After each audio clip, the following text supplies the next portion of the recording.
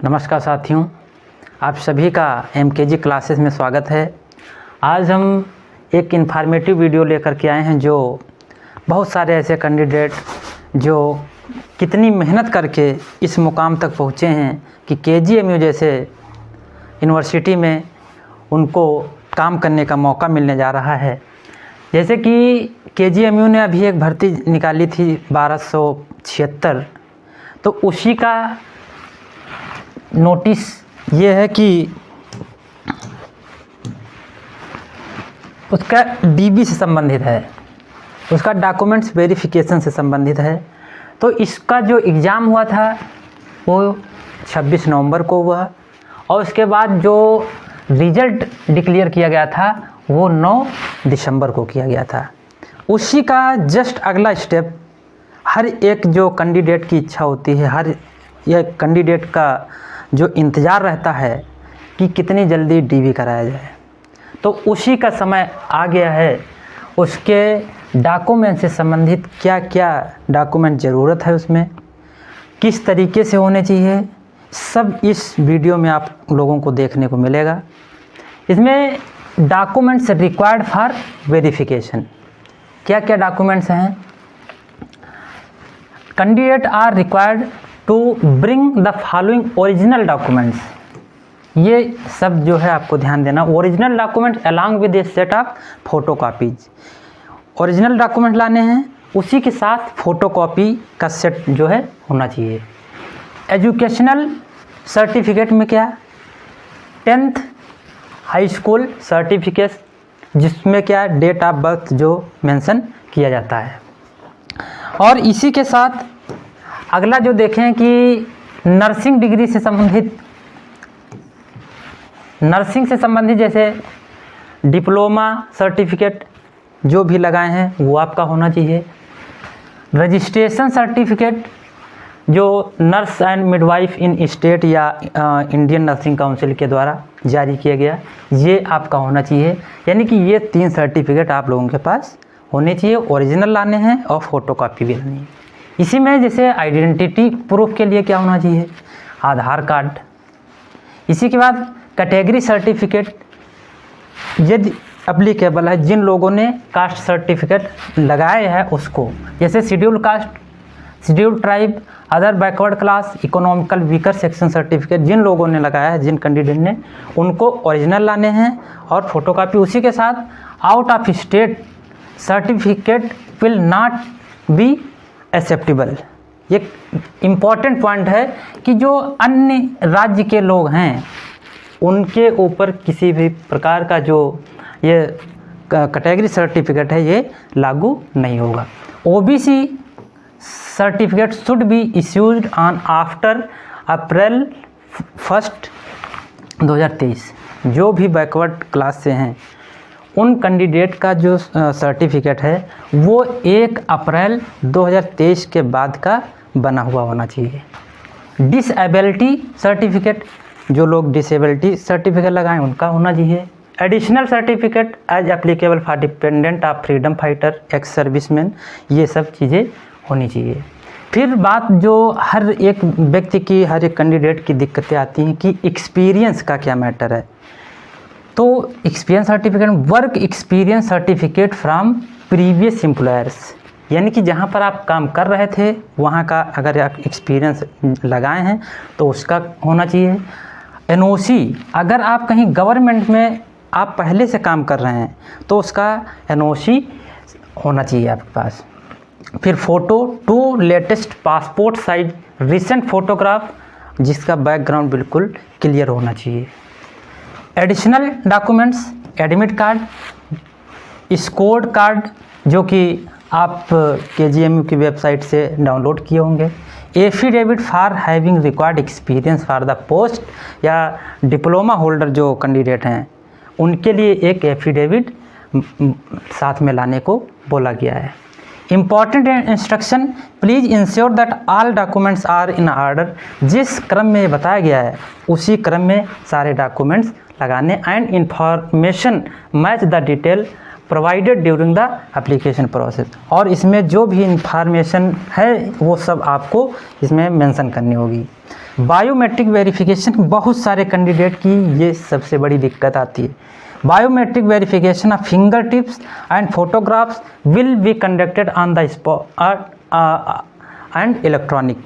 जहाँ पर वेरिफिकेशन होना है वहाँ पर जिस प्रकार से आप लोग एग्जामिनेशन में बायोमेट्रिक कराएं उस तरीके से यहाँ पर वेरिफिकेशन किया जाएगा। Comparison will be made with data collected during the examination hall. जो एग्जामिनेशन हॉल में किया गया था उसी को यहाँ पर फिर वेरीफाई किया जाएगा। Any attempt of impersonation will be immediately identified and criminally prosecuted to the fullest extent. अगर इसमें किसी प्रकार की ऐसी आपको जानकारी दे रहे हैं जो सच नहीं है तो उसके विरोध आपके लिए जो कानूनी कार्रवाई होगी वो तुरंत की जाएगी। इस बात को आप लोगों को विशेष ध्यान रखना है कि कोई भी जानकारी आप लोग गलत नहीं देंगे। इसके बाद क्या है, वेन्यू और डेट टाइम जो KGMU में कलाम सेंटर है उसी में आप सभी लोगों का वेरिफिकेशन होना है। और phase wise date are given, अगली स्लाइड में जो है हर एक रैंक के हिसाब से सभी की डेट दी गई है। टाइमिंग सुबह 10 से दोपहर 2 बजे की टाइमिंग है। ये टाइमिंग और डेट की जो बात है कि मंडे 15 जनवरी 2024 को किन कैंडिडेट को आना है, विशेष ध्यान रखना है कि SC rank 1 to 150 backlog SC and OBC जो SC कैटेगरी से हैं 1 से 150 तक की रैंक के लोग हैं उनको आना है। उसी के साथ बैकलॉग की SC की हो या OBC की है उनको भी आना है। और ये लिस्ट आपको कहाँ मिलेगी, जो एक लिस्ट जारी की गई है रैंक के हिसाब से उसके अनुसार आना है।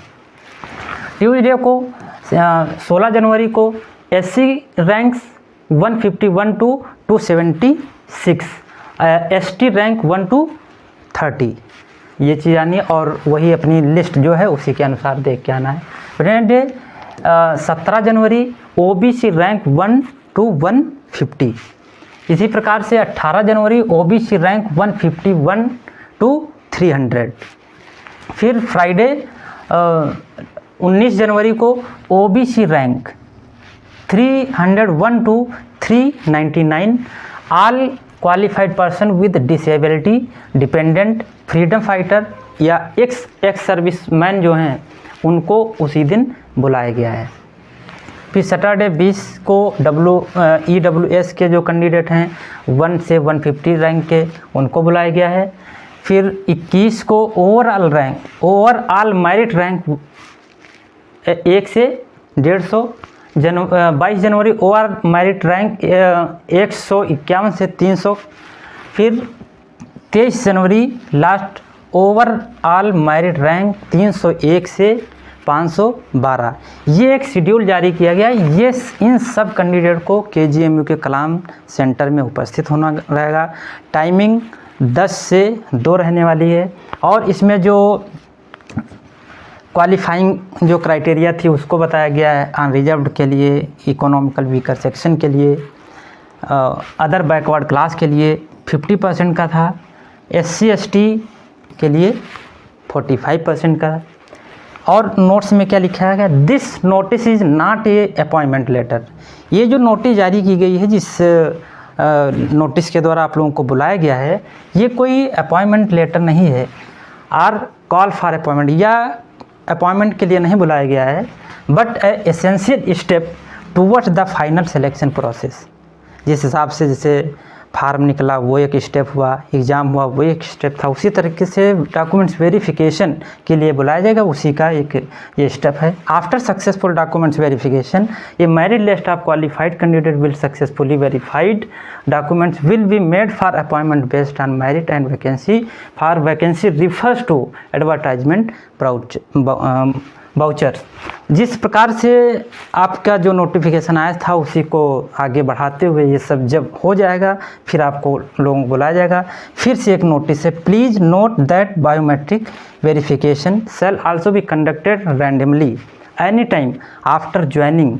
विशेष ध्यान रखना है, compared with data collection during the examination and this verification process, any case of impersonation shall be severely persecuted.